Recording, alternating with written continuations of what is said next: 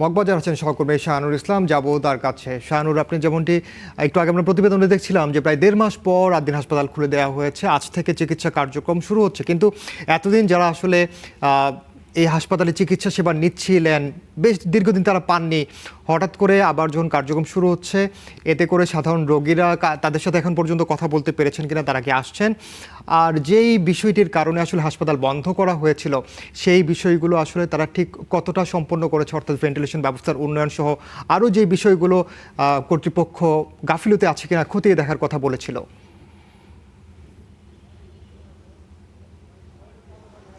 একদমই আপনার প্রথম প্রশ্নে যাই। আমরা কিছুক্ষণ আগেই যারা এখানে রোগী রয়েছেন তাদের সাথে কথা বলছিলাম। ঘর আলোকিত করে এক বাবার কোল জুড়ে এসেছেন এক কন্যা সন্তান, তার কিছুক্ষণ আগে জন্ম হয়েছে আদ্দিন হাসপাতালে, এবং তার সাথে কথা বলছিলাম। তিনি দীর্ঘদিন ধরে অপেক্ষা করছিলেন কবে আসলে এই হাসপাতাল খুলে দিবে, এবং সেই দীর্ঘ সময় পরে কিন্তু আজকে হাসপাতাল খুলেছে। এখন পর্যন্ত এই হাসপাতালে 60 জনেরও অধিক রোগী ভর্তি হয়েছে এবং ইমার্জেন্সিতে 3 জন ভর্তি হয়েছে। তার মধ্যে কিন্তু একজন ইতিমধ্যে কন্যা সন্তানের জন্মদান করেছে। একটু দেখানোর চেষ্টা করি। এবং আমরা কথা বলছিলাম ইনান হাসপাতাল কর্তৃপক্ষের সাথে। তারা জানাচ্ছিলেন যে যেই অনাকাঙ্ক্ষিত 27 মে ঘটেছিল, তারপরে কিন্তু হাসপাতালের যে ভেন্টিলেশন ব্যবস্থা রয়েছে তার ব্যাপক উন্নয়ন করা হয়েছে, এবং সেই উন্নয়নের ফলেই কিন্তু আজকে দীর্ঘ 47তম দিনে কিন্তু আদ্দিন হাসপাতাল খুলে দেওয়া হয়েছে। এবং যারা এখানে রোগী রয়েছেন তারা আসতে শুরু করেছেন সকাল হওয়ার পর থেকেই।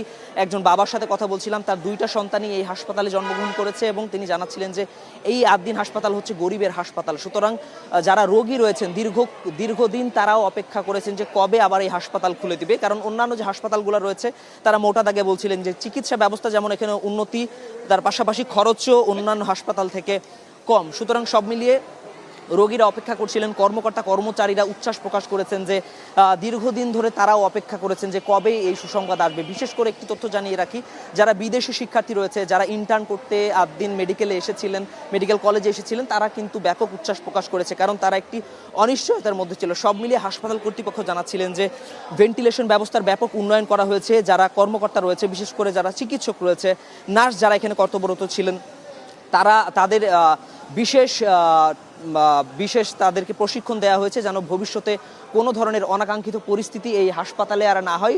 সব মিলিয়ে মোটা দাগে তারা বলছিলেন যে স্বাস্থ্য মন্ত্রণালয় এবং স্বাস্থ্য অধিদপ্তর থেকে যে 3টি মোটা শর্ত জুড়ে দেওয়া হয়েছে, তার মধ্যে রয়েছে যে 1982 সালের অর্ডিন্যান্স অনুযায়ী বেসরকারি হাসপাতাল যেভাবে পরিচালনা করতে হয় সেভাবেই তারা পরিচালনা করতে চায়। এবং 3 নম্বর যে শর্ত রয়েছে, এই শর্তগুলো ভঙ্গ করলে যে সরকারের পক্ষ থেকে আবার যে কোনো ধরনের সিদ্ধান্ত নিতে পারে। সুতরাং সব মিলিয়ে হাসপাতাল কর্তৃপক্ষ চায় যে এই ধরনের কোনো অনাকাঙ্ক্ষিত পরিস্থিতি সামনে হবে না, এবং সেই অর্ডিন্যান্স অনুযায়ী তারা হাসপাতাল পরিচালনা করবেন। সব মিলিয়ে ব্যাপক উন্নয়ন হয়েছে। এবং আমরা দেখেছি, কালকেও ছিলাম ইনান এখানে, হাসপাতালের পরিচ্ছন্নতা কার্যক্রম গতকাল থেকেই শুরু হয়েছে, এবং আজকে সকাল থেকে আমরা অবস্থান করছি। রাজধানীর বিভিন্ন জায়গা থেকে, বিশেষ করে গর্ভবতী যারা মা রয়েছেন তারা এখানে এসেছেন, এবং এখন পর্যন্ত সাধারণ টিকিট কাউন্টারে 60-এরও অধিক টিকিট কেটে চিকিৎসার জন্য অপেক্ষা করছেন। ইমার্জেন্সিতে 3 জন ভর্তি হয়েছে, যেটি এর আগে জানাচ্ছিলাম। তার মধ্যে যেটি মোটা দাগে জানাচ্ছিলাম যে রোগী এবং স্বজনরা অপেক্ষা করছিলেন কবে নাগাদ এই হাসপাতাল খুলে দেওয়া হবে, এবং সেই কাঙ্ক্ষিত সময় এসেছে। আজকে থেকেই 9টার পর থেকে হাসপাতালে চিকিৎসকরা এসেছেন, এবং যারা চিকিৎসা প্রার্থী রয়েছেন রোগীরা, তারাও কিন্তু আসতে শুরু করেছে। নাম শাহানুর, আপনাকে ধন্যবাদ।